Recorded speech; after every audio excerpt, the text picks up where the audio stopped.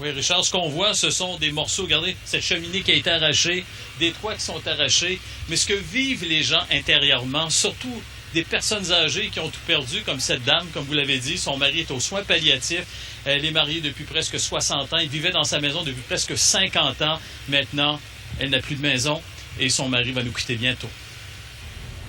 Gisèle Charette ne peut pas croire qu'elle vient de perdre son bien le plus précieux, sa maison. La police est venue m'avertir à l'hôpital que ma maison était détruite par la foudre. J'ai perdu connaissance. J'avais une infirmière qui a eu soin de moi pendant 2 heures. Elle était au chevet de son mari mourant lorsque le drame s'est produit. Le toit était complètement arraché. Arraché, c'était un toit en asphalte.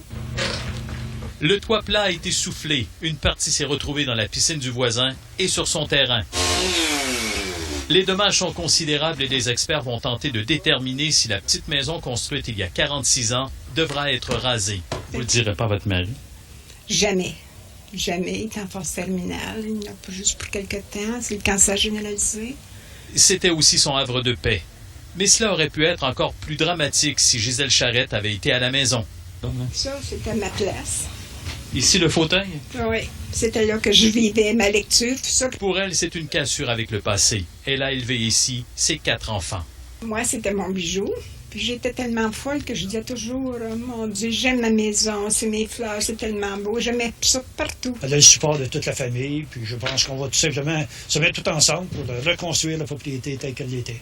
Hein? On va l'avoir, on va s'en sortir. Elle va passer la nuit chez son gendre. Toute la journée, il s'est promené dans la cour et a constaté les dégâts.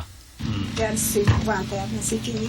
Madame Charette a beaucoup de peine et se demande elle-même comment elle fait pour vivre en même temps la disparition prochaine de son mari et celle de sa maison. Comment je fais pour vivre, là? Je suis ici aujourd'hui, puis je viens en bout de marcher, puis je vais avoir soin de mon mari à l'hôpital. Il y a quelqu'un qui m'aide à quelque part. Harold Gagné, TVA, Mont-Laurier.